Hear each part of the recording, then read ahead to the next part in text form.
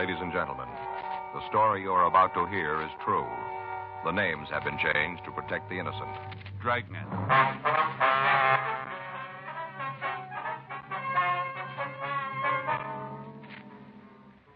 You're a detective sergeant. You're assigned to robbery detail. A gang has hijacked and robbed a bank truck. They've stolen over $100,000. There's no lead to their identity. Your job? Get them.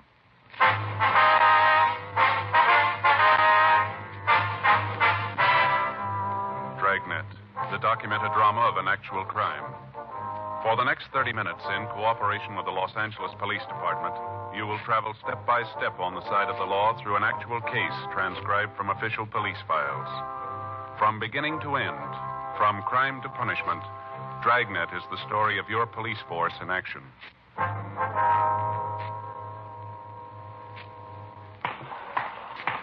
It was Thursday, June 5th. It was warm in Los Angeles. We were working the night watch out of robbery detail. My partner's Frank Smith. The boss is Chief of Detectives Thad Brown. My name's Friday. I was on my way back from the business office, and it was 10:52 p.m. when I got to room 27A. Robbery.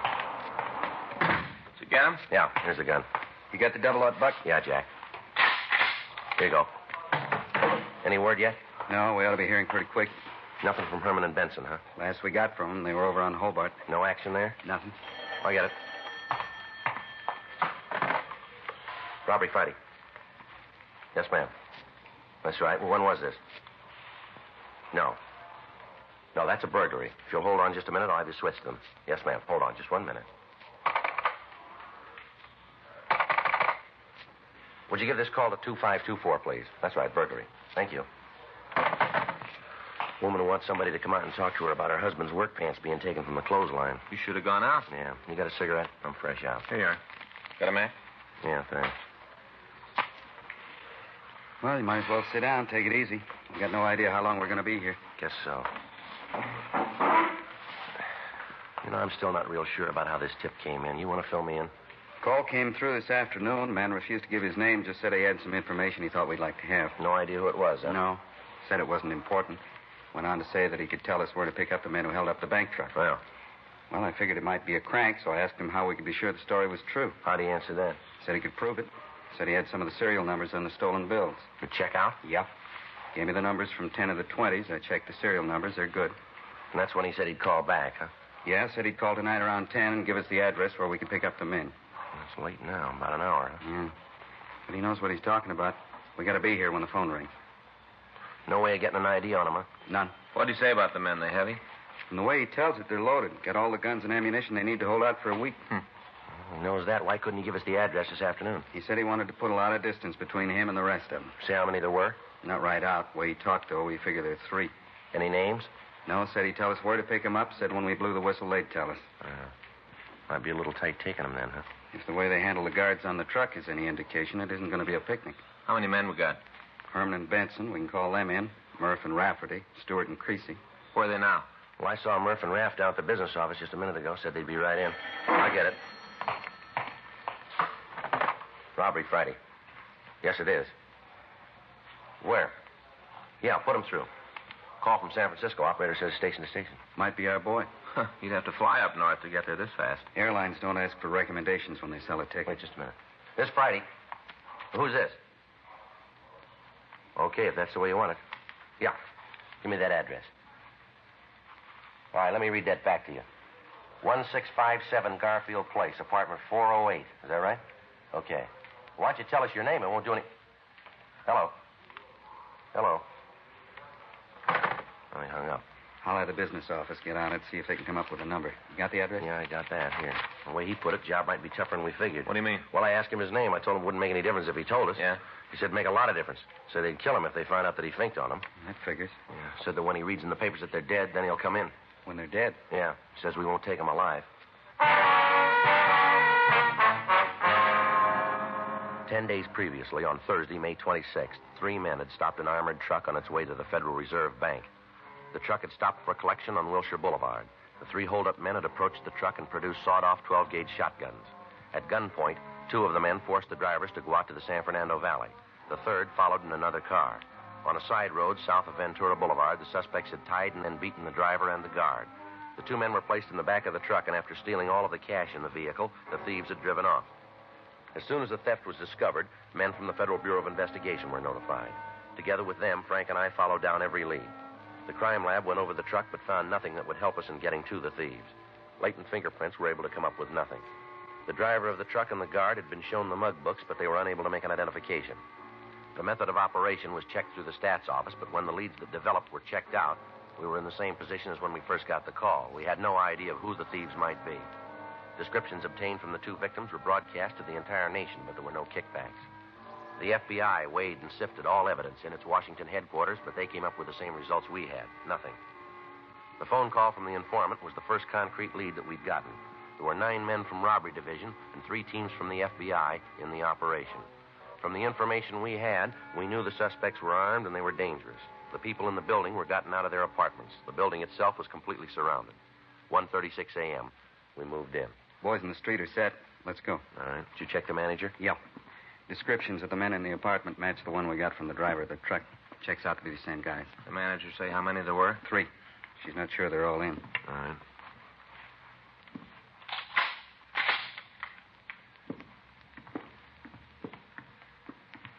Sounds like somebody's moving around in there. Well, you ready? Yeah. Let's go. Police officers, stand still. What are you doing in here? You here alone? Yeah, alone. What are you looking for, a convention? Where are the other 2? What two? Nobody else, Joe. Closet over there looks like an arsenal, loaded with guns. A couple of sawed-off shotguns. You guys got no right to come in here like this. I don't know what you're looking for, but you ain't going to find What's it. your name? Hank Peterson. You rent this apartment with 2 other guys. Manager tells us that they're Harvey Fitzgerald and Lou Colton. Is that right? Yeah, they live here. Where are they now? I don't know, out. Maybe to a movie. I don't know. When do you expect them back? Well, look, they're big fellas now. They don't have to get me to sign a report card. They do what they want. They went out. I don't know where. They didn't tell me. They also didn't tell me when they'd be back. Well, what's this all about? Where'd you get those guns in the closet? They don't belong to me. Who do they belong to? One of the guys. Which one? Why are you coming in here and asking all these questions? I ain't done nothing. You got no beef with me. I know anything about the guns. Maybe Lou likes to hunt. I don't know. They belong to Colton, huh? Yeah, he brought them. You don't know where he is now? I told you. If I knew where he was, I'd tell you. I don't want any trouble. I don't like to have people pointing guns at me. Would you put that one away? Turn around. What? I said turn around. Get over to the wall. Put your hands up on it. Big deal. What happens now? You kick my feet out and I fall down? Stand still. I'll get it, Joe. You ain't gonna find nothing on me. I tell you, I'm clean. Nice try, Peterson. Here's a .38 Colt. Joe had it in his belt. You go around pretty heavy for a fellow that doesn't want trouble, don't you? I carry a lot of money. Sometimes I think some guys are trying to take it away from me. I gotta protect myself. Yeah. Anybody's got the right to protect themselves. Yeah, you got a permit for this gun? No, I didn't get around to it yet. I'm going to, though, right away. I'll get one. You know how it is. You mean to do something, but you forget. Hey, can I stand up straight now? Yeah. Come on, Peterson. Get your hands behind you. Maybe you guys will tell me what this is for. What are you looking for? We'll tell you downtown. Well, you know you're making a big mistake. Is that right? Well, sure, you really call this one wrong. You're dragging in an innocent man. I'm clean. I made a mistake when I didn't register the gun. I'll cop to that, but that's the edge. I don't go past there. No, you got it wrong, Peterson. Read me how. We got you going in for the bank truck robbery. You and your 2 friends, you're going to stand for it. Keep talking about my 2 friends. I got no friends. I move in with a couple of fellas. All of a sudden, I got a piece of some action they're shoving. You got it wrong, cop. You aren't going to tell us you happen to be here at the wrong time, are you? Look, I'm from Chicago. I got a lead on a job out here. It gets cold in Chicago in the wintertime. I don't like the cold. Get a lead on a job out here in California, so I put an ad in the paper telling how I'd like to drive out with the guy, share expenses. The fellow that answers the ad wants to leave. When I got to go is Lou Colton. I took a third of the tab driving out. When we got into town, he's got this apartment lined up, this one right here. I got no place to stay, so he says for me to pad down with him. That's it. The beginning, the middle, the end.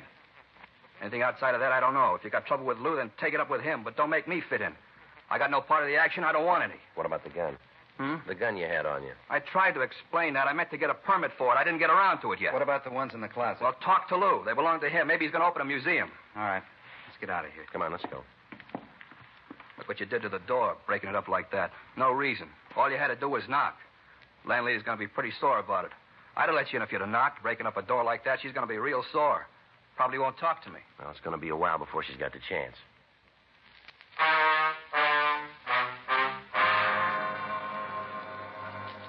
While Frank and I took Henry Peterson downtown, the other officers from robbery maintained a surveillance on the apartment. Because of the construction of the building, it was impossible to wait inside of the room. However, all of the entrances were covered. 2:40 a.m. We checked the suspect through R&I, but we found that he had no record in Los Angeles. His fingerprints were taken and forwarded to Washington for checking. He was printed and mugged and then placed in a cell in the felony section at the main jail. The rest of that night, the watch on the apartment continued without results. The following morning, Frank and I met with Lieutenant Smyers at a special show-off of the suspects for the driver and the guard of the armored car. Without hesitation, they both stated positively that Peterson was one of the men who'd held them up. The kickback arrived from Washington with the information that Peterson was wanted for escape from the state penitentiary in New Jersey. He'd been convicted on a charge of murder and robbery and given a life sentence. The record showed that he'd escaped from the prison on Friday, May 9th, 2 weeks before the truck had been robbed. 4:15 p.m. We had him brought from his cell, and Frank and I talked to him in the interrogation room at the main jail. You guys a cigarette? Yeah. Here. Thanks. Here's a match. What do we got going now? Same thing. We want to know about the robbery of that armored car. You figure there's something I could tell you on it, huh? We wouldn't be here otherwise. I'll make you a deal. We don't make them. No, hear me out. You might go for this. We can't promise you anything. You're asking me to come over to your side. Seems like you'd be willing to come a little closer to the line. What do you got to say? How bad you got me nailed? As deep as it can go. For real? That's right. Well, lay it out. All of it? Yeah. We got the kickback from Washington. We know you're wanted for escape. We checked the guns from the apartment. Found out they were taken in a burglary in Chicago Tuesday, May 13th. Go ahead. We checked with the Chicago papers. The ad you told us about asking for a ride out here, it was never run. You guys are sure thorough. The victims of the robbery identified your picture. They sure? They're sure. No chance for a mistake? No chance. If I cop out, where am I going to do the time? We don't decide that. You think they'll send me back to Jersey? I told you we got no say in that. It's so cold back there. It's nice here in California. I like to stay here. Nothing you guys can do so I can take the fall in Quentin, huh? Nothing. Anyway, you hear it, I'm nailed, huh? That's right. Okay. Maybe it's marked down that I copped out. They'll let me stay in California. It'll be put down that way. Okay. Where do you want me to start? Try the beginning. Good a places, any? You were with the holdup, huh? Yeah. How about the other two? You picked them up yet? No. They haven't come back to the apartment. Might be good if they didn't. When do you come up with that? Heavy, real heavy. What are their names? Lou Colton, Harvey Fitzgerald. Those are the names in the mailbox. Are they real? As far as I know. You aren't sure, huh? No. Part of what I told you is true. I broke out of a jail in Jersey, then beat it to Chicago. Laid around for a couple of days, then started to look for some action. I was broke. I needed a score to set me up. Sitting in a bar down on State Street one night, and I met Lou and Harvey. They tipped me to the job out here. You mean they came all the way out here to pull the one job? Yeah. They got a rumble about how it'd be a cinch. Came out to run it off. Then they figured on going back, leaving you cops with nothing. When were they figuring on leaving? I don't know. This was their part of the deal. I told them going in I wanted to stay out here. Didn't make any difference to them. We all figured that if we cut up a $100,000 score, none of us was going to look bad. For all I know, they might be on the way back now. Their clothes were still in the apartment. You know how many suits you can buy with a third of $100,000? Go ahead. Yeah, well, after the job, we made the split. Talked it over and decided to dig in for a few days and then take off. At least they decided to leave. Didn't say when. I told you now they might be on the way back now. Who else knows you're in on the job? Huh? Outside of you three, Colton, Fitzgerald, who else knows about it? Isn't anybody. Well, where's your part of the money? Got it down the bus depot. Got it in the locker down there. How long's it been there? Since day before yesterday. How often do they clean out them lockers? Every 24 hours. Then there's $33,000 floating around in the check room. You got the key to the locker? Yeah. Where is it? In my shoe. I got it taped in the sole inside. You want to give it to us? Well, no, but I don't guess there's any other way. No. Okay. You spend any of the money? You mean the stuff we stole? That's right. No, not a dime. Why do you ask that? Who else might know the serial numbers on the bills? Well, nobody. Nobody but us, and I guess the guys at the bank, they got a record of them, I guess. How about Colton and Fitzgerald? They spend any of their part? I don't know. You got to ask them that. The car you drove out after the armored truck, who'd that belong to? Colton. It's the one we drove out here in. What kind of car is it? Plymouth, 1952. What model? Sedan. Color? Light blue. You know the license number? No, I never paid any attention to it. What state's it out of? Illinois. Who drove the car when you went on the holdup? Harvey? Fitzgerald, huh? Yeah, he drove the car, and Lou and I went in the truck. Either of them been arrested before? I'm not sure, but I think Lou fell in New York. I'm not sure, though. How about Fitzgerald? No. At least he never said anything about it. Only way I knew about Lou is that he talked about the food in Sing Sing. That's the way I knew about him. You know what he fell for? Armed robbery, I think, and there was a kidnap rap, too, but he beat it. He out clean? I don't know. Seems like you planned a job with two guys that you didn't know very well, doesn't it? I was hungry and I was cold. I wasn't about to ask for a life story when they offered me a part of the action. How'd they pick you? I told you I was in a bar on State. Lou and Harvey came in. Both of them were carrying a load. I was sitting there drinking beer, just the three of us in the place, and Lou was drinking pretty heavy. He gets in a beef with the barkeep, and I saw the roll he was carrying, so I figured that if I could take his side in the brawl, maybe I could make a touch. We walked out of the bar, and he offered to buy me a meal. Next thing I know, I'm on the way to California. I'm a partner in a piece of goods that looks safe. All that time in the car, and you didn't find out anything about your two partners? We drove straight through. When we weren't driving, we were sleeping. Anyway, I wasn't a solid member of the club. I wasn't about to get my nose mashed in for having it someplace where it didn't belong. I figured if they wanted me to know something, they'd tell me. Did you go with them for the guns? No, they already got those when I fell in. You knew they were stolen. Guys turn up with that kind of muscle and can't come from anywhere else. Sure, I knew it was stolen. Colton and Fitzgerald have any friends out here? No, not in L.A. Anywhere on the coast? Well, I hear Lou's got some people up north. Where? Maybe San Francisco, Marin County, I don't know. Might even be Oakland. Somewhere around the Bay Area. They say anything about going up there? No. Of course, they might have. The way Lou likes to eat, coming out here, he'd go 10 miles out of the way because he knew a place that had a good chili size. Think nothing of it. Never saw anybody who liked to eat so much. Real gourmet. Only with him, it was glutton. He mentioned any names of people he knew up north? No, just said he had people. Anything about the car they're driving that'd make it easy to spot? What do you mean? Well, like a dented fender, a scratch, anything to identify it. Yeah, it might be something. There's a kind of scratch in the back left fender, I think. Woman backed into us on the way out here. Cut right through the metal. You think of any reason why they might ditch the car? No.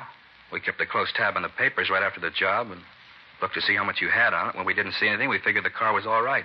I don't think they'd ditch it. It'd be pretty easy to trace. Lou owns it outright. Unless you want to try to grab cold plates, he'd drive it like it was. Okay. We'll get you your things, and you can come over to the city hall and make a statement. How about the key to the locker? Oh, yeah. There it is. Probably some money due on the package I'll have to owe you. What's that? $33,000. I haven't got the dough to bail out the package. Well, it works out even. What? You'd have no place to spend it.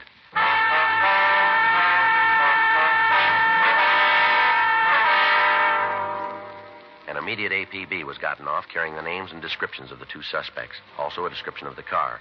A radiogram was sent to DMV at Illinois, requesting the license and description of any car registered to a Lewis Colton. While Eleanor Eastlack took Peterson's statement, Frank got in touch with the telephone company. They'd finished checking the phone call we'd gotten from San Francisco, but the information they gave led us no farther toward apprehending the suspects. The call had been made from a pay booth in the ferry terminal building. We got in touch with the FBI and filled them in on the developments. As a result of Peterson's statement, the number of men maintaining the surveillance at the apartment on Garfield Place was cut to one team working days and one team working the night watch. We put a call in to San Francisco and talked to Chief of Inspectors James English. We filled him in on what had happened. He assigned Inspectors Sutton and Zimmerlin to work with us on the case. 5:46 p.m. We checked out a trip car and we left for San Francisco. It took us a little under 10 hours to drive the 405 miles between the two cities. At 4:03 a.m., we stopped in Oakland and put in a call to the San Francisco Police Department. How much? Yeah, just a minute. Frank, you got a quarter? Yeah. Thanks. Here you are. 264, please. Hello, this is Joe Friday. Yeah. You got a message there for me from Charlie Sutton or Jules Zimmerlin? Yeah. No, we just got in. Yeah. Oakland. What? Just a minute.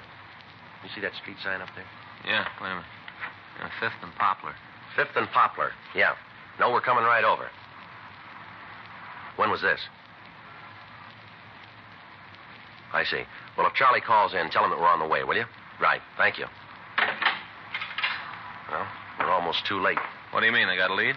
Sutton and Zimmerlin called in 30 minutes ago. Yeah? They got the car waiting for the suspects now.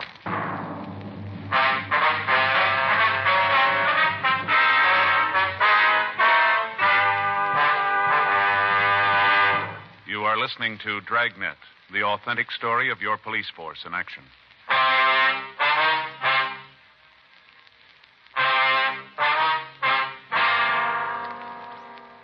The address the business office had given me on the phone was a large garage located at the corner of Union Avenue and Lynch Streets.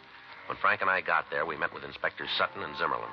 They told us that when they'd gotten the APB, a call had gone out immediately to the officers in the city to be on the lookout for a 1952 blue Plymouth with a dent in the left rear fender and carrying Illinois license plates. The suspects had parked the car in a no-parking zone on O'Farrell Street between Taylor and Mason Streets. At the peak hour of traffic, the car had been towed away from the parking place and left in a garage. While it was in the garage, the information on it had been received from our department, and an immediate stakeout was placed on it. We felt reasonably sure that the suspects would return for the automobile. They had no reason to think that there might be anything wrong. The address of the garage had been left so that they might find the car. All that would be necessary to release it would be the payment of the fine for overtime parking along with the towing and garage fee. The garage itself was a large building. It provided 4 stories for parking. The suspect's car was on the basement level. We were able to keep watch on it from a small office near the exit ramp. The attendants were instructed to act as if nothing was wrong when the suspects came in. Once we knew that they were in the building, the entrances and exits would be blocked and they would be taken into custody. There was nothing to do but wait. 5:30 a.m. No sign of Colton and Fitzgerald. 6:15 a.m. Frank went out and brought back some hot coffee. 6:45, 7 a.m. People began to come into the garage to get their cars, but not the two suspects. The later it became, the more difficult it would be for us to take the two men into custody. If there was going to be any shooting, we'd be in a bad position with civilians in the range of fire. 7:30, 8:04 a.m. Somebody coming down there. Yeah. You see who it is? No. Jules. Yep. You and Charlie want to cover the other side? Right. And watch it. We should be able to get a pretty good look at him. Yeah. Lousy deal. You parked the car and you towed off the street. What kind of town is this? They got a sign. You should have put it in the garage. Yeah, you and your smart ideas. You read. Why didn't you see the sign? Who can tell you anything? It's Colton and Fitzgerald. Yeah. You see Jules and Charlie? Wait a minute. Yeah, over by the gray Merc. Hey, Looks like they're all set. All right, let's go. now, let's get this crate out of here. Have some breakfast with the rope if you got it. You know, the cops picked up in. They should have given more than needed. Gilman said it was the right thing to do. Look, you don't have to think. If I wanted somebody for that, you'd still be back east. You know one of these days you're going to open that mouth just a little too wide. Now, what do you guys want? Police officers, you're under arrest. Runner! Hit him off, Jules! The ramp, Joe. I'll get him.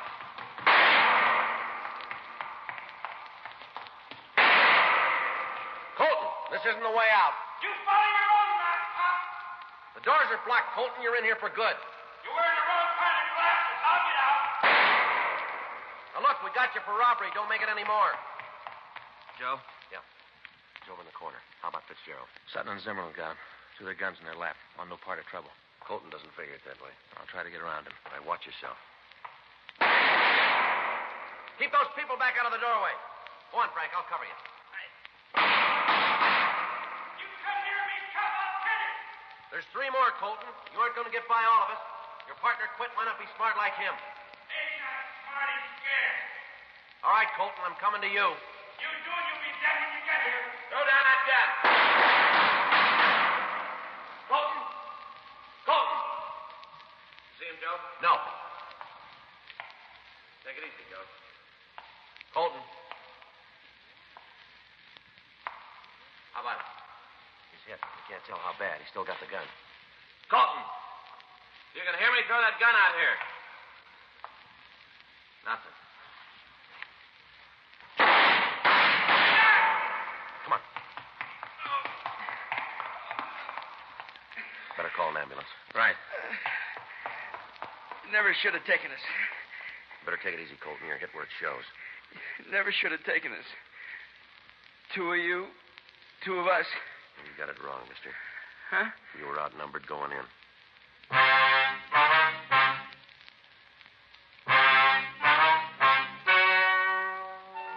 The story you have just heard is true.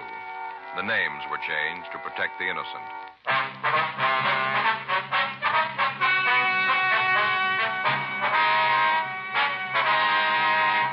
Harvey Ned Fitzgerald and Louis Jeffrey Colton were tried and convicted of kidnapping, robbery in the first degree, and violation of the Dangerous Weapons Control Act. They were found guilty and sentenced as prescribed by law. Kidnapping is punishable by imprisonment for a period of from 1 to 25 years in the state penitentiary. Robbery in the first degree by imprisonment for a term of not less than 5 years. Violation of the Dangerous Weapons Control Act by imprisonment in the state prison for a period of not less than 5 years. Henry Vincent Peterson was remanded to the authorities of New Jersey for completion of his sentence. A hold was placed on him by the state of California in the event he is paroled. You have just heard Dragnet, the authentic story of your police force in action, and starring Jack Webb, a presentation of the United States Armed Forces Radio Service.